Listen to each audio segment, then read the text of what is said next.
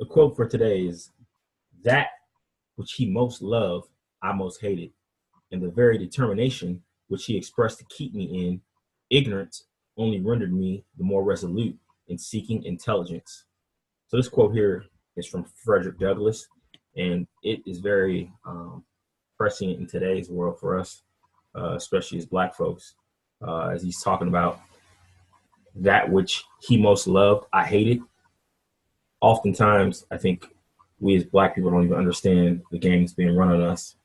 See, the things that our enemies are pushing onto us are the things that are detrimental to us being successful and competing for the number one spot in this world, which is global world domination, is which particularly important to two races at this point in time. White people and the Chinese and Asians in general, but mainly the Chinese, are scrambling for world domination.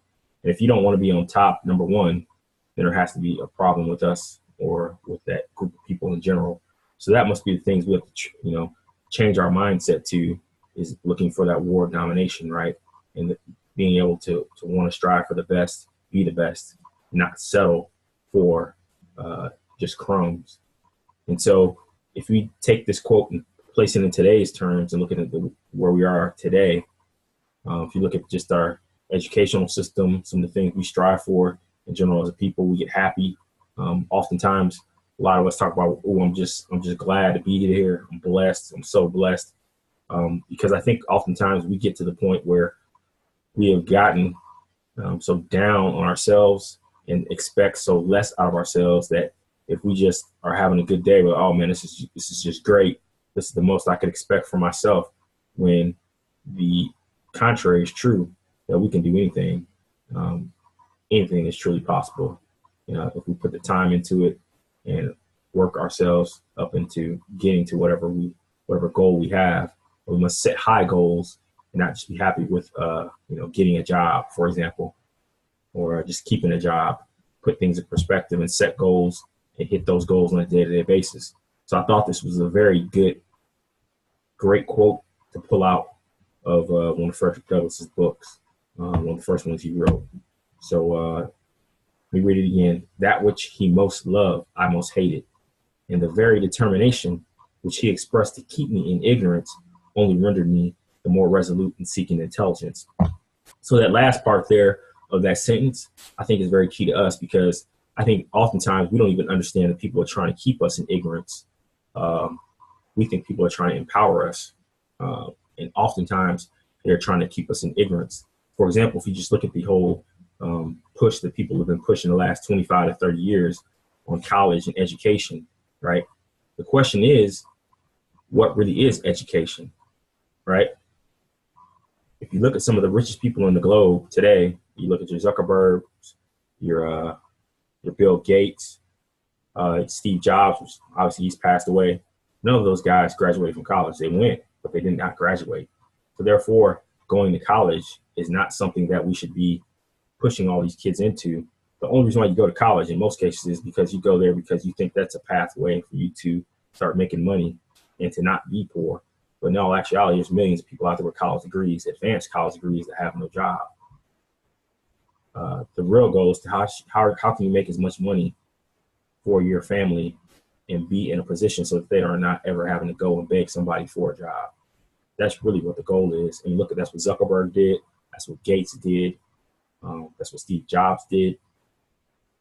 Having a degree, all that does is that just gives you the ability to go work for those folks who are actually running the world and who have went out and created businesses.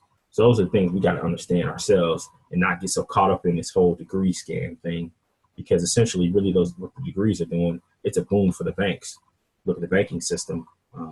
And I think during Obama's, it may have been during Obama's presidency, maybe wrong, it may have been during Obama's presidency, I believe it was, like in the early part or at the end of Bush's presidency, where the Congress, and this is on both sides, so-called Democrats and Republicans, both joined together to make it so that you could not file for bankruptcy and have your college loans forgiven. That was a part of the bill. Go check it out today. That is the case. So if you were to file bankruptcy, one of the things that you still have to pay, even coming out of bankruptcy, that you cannot push to the side, are those college loans. And the reason why is these banks have made billions upon billions of dollars over the years, especially over the past 30 to 40 years. Really, I'd say it's almost 40 years since 1980 moving forward, because everybody and their brother wants to go to college and we're spending all this money on college. And people aren't really looking at the financials of it.